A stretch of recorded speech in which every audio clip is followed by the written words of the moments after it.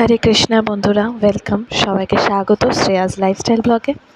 তো আমি চলে এসেছি দুর্গাপুজোর পরে বাবার বাড়ি থেকে। আই থিঙ্ক লক্ষ্মী পুজোর পরে পরে বুধবার দিন এসেছি। তো এসেই তোমাদেরকে শেয়ার করছি আমার ঘরের অবস্থা, আমার বেডরুমের অবস্থা। তো এতে লজ্জা পাওয়ার কিছু নেই। আই থিঙ্ক এগুলো আমাদের প্রত্যেকের সাথেই হয়ে থাকে, স্পেশালি যারা হাউসওয়াইফ তারা তো এগুলো ফেস করেই থাকে। তো আজকের আমার ভিডিওটা স্পেশালিটি হচ্ছে হাউসওয়াইফদের ওপরে। অনেকেই হাউসওয়াইফদেরকে ঘেন্নার চোখে দেখে, খারাপ চোখে দেখে, ভাবে তারা তো ওয়েল্লাই ঘরে বসে থাকে, কী এমন করে, কাজের মাসি থাকে, এই থাকে ওই থাকে, ঘরে তো কিছুই কাজ করে না। কিন্তু ঘরে যে কত রকম কাজ থাকে সূক্ষ্ম সূক্ষ্ম, সেটা এই ভিডিওটা দেখলেই আপনারা বুঝতে পারবেন। তো এখানে চলো, তো ঘরে এসেই আমি একটুখানি আমার এই দেখতেই পাচ্ছ জায়গাটা, জামা কাপড়ের জায়গাটা একটুখানি গুছিয়েছি প্রথমটা।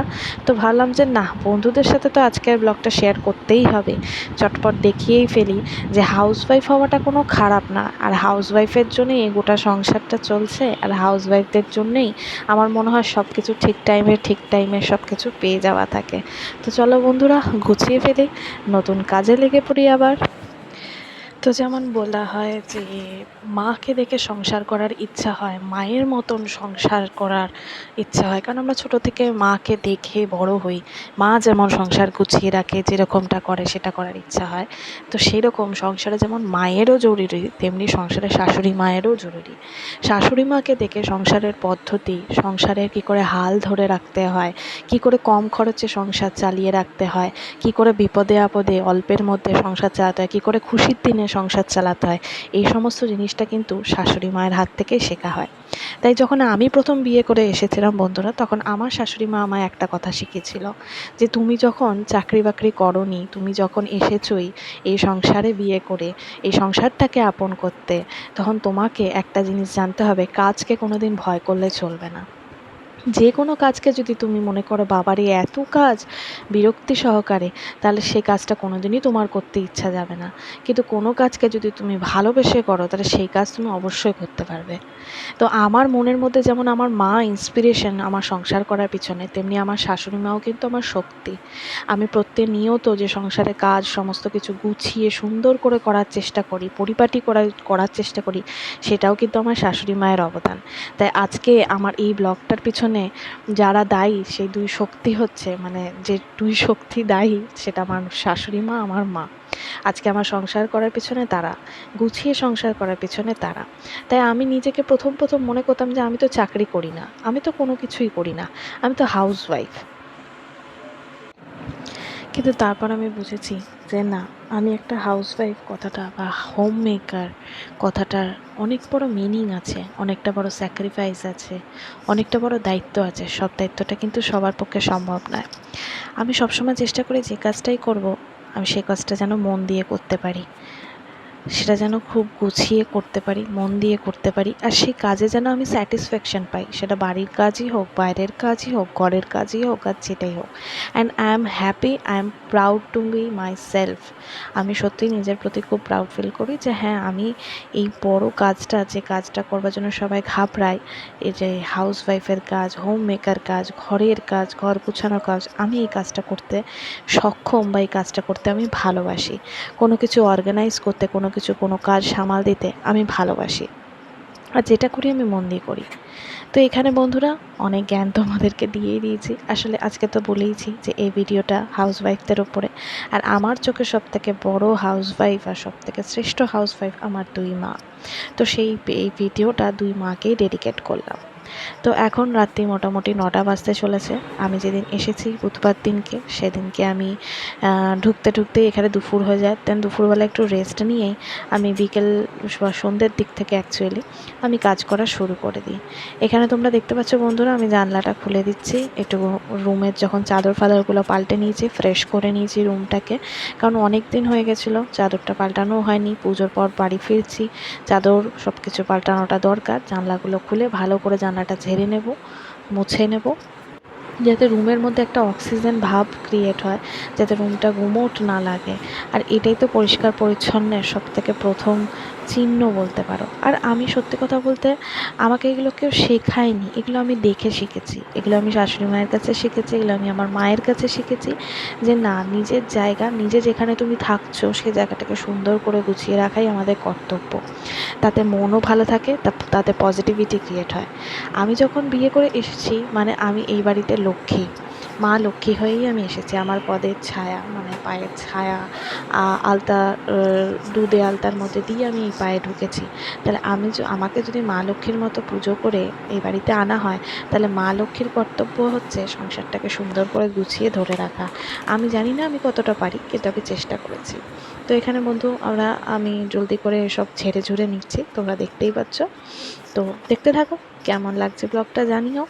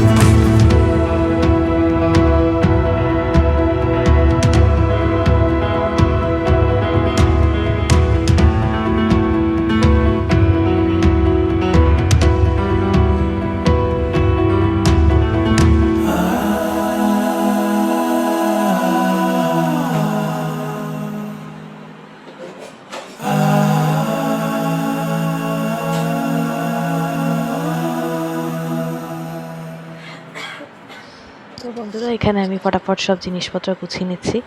রাত এখন মোটামুটি 10টার দিকে যায়। তবুও কাজগুলো না ফিনিশ করলে মানে রুমটাও এত হ্যাপাজেট হয়ে থাকে, নিজেরই একটা কিচিবিচি লাগে। তাই ভাবলাম যে দেখো, লেথার্জি করে কোনো লাভ নেই। যত লেথার্জি করব, যত অলস করব, তত নিজের শরীরে আমি নিজেই বাসা বাঁধবো। কাজগুলো তো করতেই হবে, তো ফেলে রেখে লাভ কি। এখন যেটুকু সময় আমি শুয়ে বসে মোবাইল দেখে ও কারোর সাথে ফোনে কথা বলে কাটাবো, সেটুকু সময় আমি আমার কাজের দিকেই মন দিই। তাই এখানে চটপট দেখতেই পাচ্ছ, বিছানাটা একদম প্রপার ঠিক হয়ে গেছে, জামা কাপড়ও মোটামুটি তোলা হয়ে গেছে।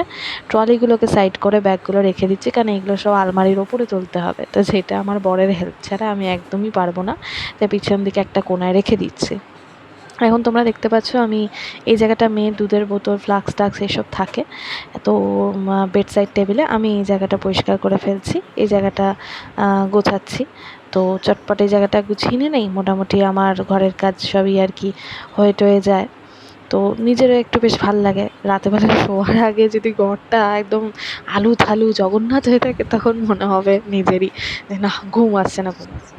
অনেকে বলবে এটা ম্যানিয়া, বাট আমি বলবো এটা ম্যানিয়া না, এটা একটা মানুষের স্যাটিসফ্যাকশান। তো প্রত্যেক টাইমে যে আমি এসে এসে সেদিনই আমি গোছাতে পারি এমনটা নয়। সেদিনকে সময়টা অনেকটাই ছিল, তো ভেবেছিলাম যে না, ব্যাগ থেকে সব জিনিস বার করে গুছিয়ে নিই।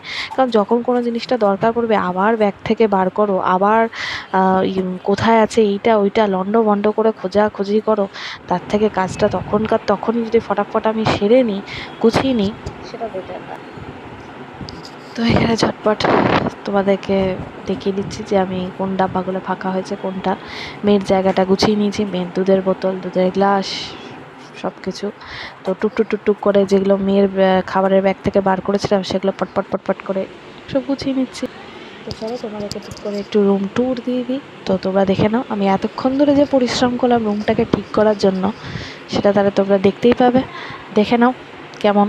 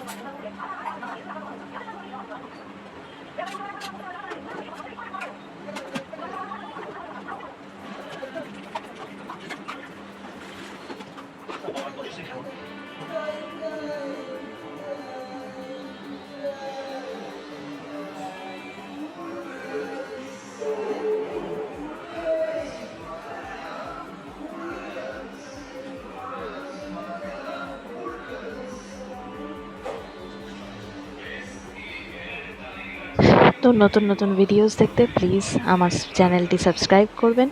ভালো লাগলে অবশ্যই লাইক করবেন, কমেন্ট করবেন, ভালো লাগবে। আর আগামী আরও সুন্দর সুন্দর ভিডিও নিয়ে আসার অবশ্যই চেষ্টা করব। থ্যাংক ইউ, এইভাবে সাপোর্ট করবেন। অ্যান্ড প্লিজ যাদেরকে আপনারা দেখবেন হাউস ওয়াইফ বা হাউস মেকার, তাদেরকে গিল্টি না ফিল করিয়ে তাদেরকে বরং কি বলবো প্রেজ করুন, তাদেরকে বরং আরও মোটিভেট করুন, দেখবেন আপনিও ভালো থাকবেন। অ্যান্ড যে মেয়েটি সদ্য বিয়ে করে মানে ভাববে যে house wife or working women এই দুটো তফাৎ ডিফারেন্স বা ভালো লাগা, তো তার ক্ষেত্রেও সুবিধা।